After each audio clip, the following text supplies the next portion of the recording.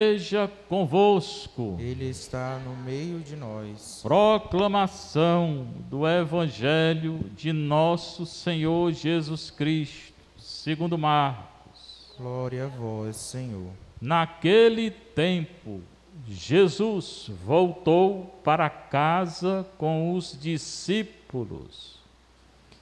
E de novo se reuniu tanta gente que eles nem sequer podiam comer. Quando souberam disso, os parentes de Jesus saíram para agarrá-lo, porque diziam que estava fora de si. Palavra da salvação. Glória a vós, Senhor. Louvado seja nosso Senhor Jesus Cristo. Para sempre seja louvado. Meus irmãos e irmãs, neste dia eu quero agradecer ao Padre Fernando pelo convite de estar aqui celebrando com vocês hoje a memória de Santa Inês, Marte. E ao celebrar um martírio na igreja, nós nos recordamos da paixão do Senhor que nos salvou, daquele que primeiro derramou o seu sangue para que nós recebêssemos a salvação. E ao longo dos anos, ao longo dos séculos, muitos homens e mulheres, atraídos pela força do amor de Deus, também derramaram seu sangue por amor a Ele. Ao lembrar quem era Santa Inês, jovem, deu a sua vida inteira ao Senhor, porque em nenhum momento deixou com que nem aqueles que perseguiam, para que ela cedesse de alguma forma o seu corpo, ninguém a tocasse, porque ela havia guardado para Ele. No mundo em que nós vivemos, a gente pensa que o Evangelho foi vivido há alguns anos atrás e hoje não é mais necessário que seja assim.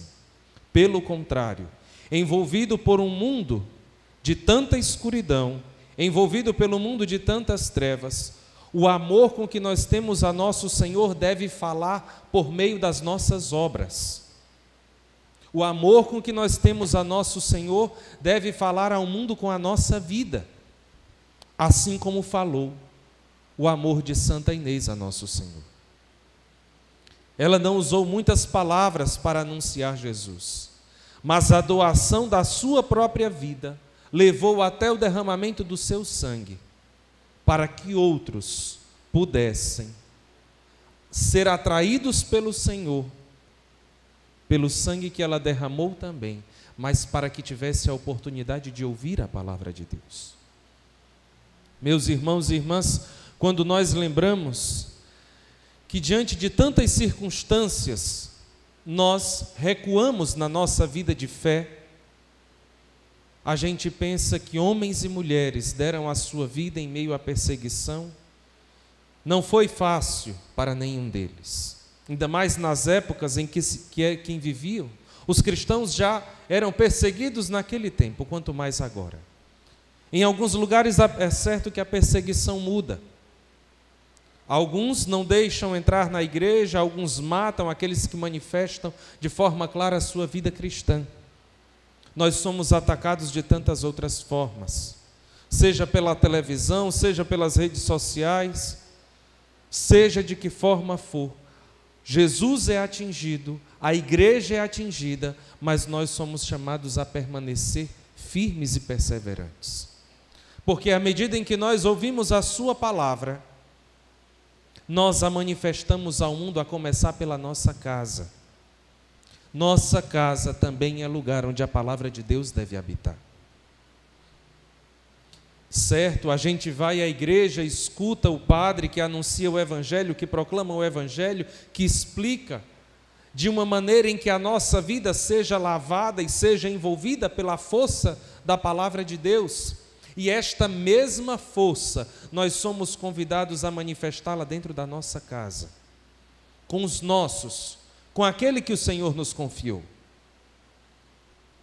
com aquele que a gente diz que segue. Quantas vezes a gente manifesta com as nossas palavras o nosso amor a Deus, mas mais do que com as nossas palavras, o nosso amor precisa ser manifestado com as nossas obras, com o nosso testemunho.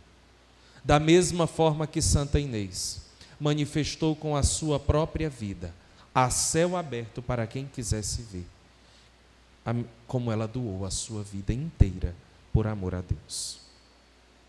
Que seja também para nós, essa máxima da doação de vida, seja com as pequenas coisas, sejam com as maiores. Mas é verdade, nós só conseguiremos doar a nossa vida a Deus quando nós começamos mesmo pelas pequenas coisas, como fez a nossa padroeira Santa Teresinha.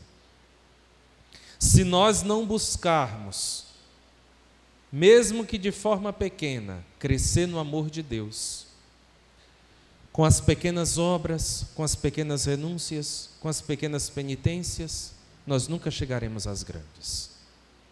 E olhe que geralmente nós não encontramos no coração de muita gente querer fazer o pouco por Deus, mas quer o muito de Deus. Isso todos nós somos tendenciosos a isso. Não queremos dar o pouco a Deus, mas queremos que Ele nos dê o muito. Queremos que Ele venha agir em nosso favor, quando nós inúmeras vezes não fazemos o suficiente também por Ele. E o que é o suficiente? O tempo, o mínimo tempo que a gente pode dar a Deus. Dar tempo a Deus, dar tempo para ouvir a sua palavra, dar tempo para adorá-lo na Santíssima Eucaristia, nunca será perca para nós. Será sempre um investimento de graça e de bênção de Deus sobre as nossas casas e sobre as nossas famílias. Não esperemos, meus irmãos, não esperemos de forma inerte que a bênção de Deus caia do céu, mas que a gente fique parado, esperando que a bênção venha, mas a gente não faz a nossa parte. A nossa oração deve nos educar a isso, a ouvir a palavra de Deus, para que nós possamos agir na sua vontade. A oração nos educa a acolher a vontade de Deus, e não a mandar em Deus, e não a dar ordem a Deus por aquilo que a gente quer. A oração nos educa a fazer a sua vontade. E que o nosso coração esteja aberto a procurar pelo Senhor, a procurar sempre por Ele. Ele disse: eu estou no meio de vós. Procurai ao Senhor enquanto Ele se deixa encontrar. Procuremos o Senhor. Nós podemos encontrá-lo. Não desperdicemos este tempo, mas que ele seja envolvido também por uma atração. Nós somos atraídos por um amor que é mais forte do que nós. Nós somos atraídos por um amor que nos concede a eternidade, porque quando falamos do amor de Deus, nós não estamos falando do amor humano. O amor humano passa como o vento que passa, mas o amor de Deus permanece, porque o amor de Deus nos concede a eternidade. E nós, no nosso batismo, já recebemos uma semente de eternidade, mas essa semente precisa ser desenvolvida, porque tudo nessa vida que não nos aponta para a eternidade é superficial demais, é raso demais. Mas o que nos aponta para a eternidade, mesmo as pessoas que estão ao nosso redor, se elas procuram junto conosco o mesmo objetivo, que é o amor a Deus, que é caminhar na sua vontade, nós estaremos assim, fazendo desenvolver em nós a semente de eternidade. Peçamos ao Senhor que nos ajude, pela força do seu Evangelho anunciado e pela força do testemunho de Santa Inês, para que o nosso coração se alargue cada vez mais, à medida em que nós o acolhemos na nossa vida e nós o manifestemos nas nossas obras e onde nós estivermos. Assim seja.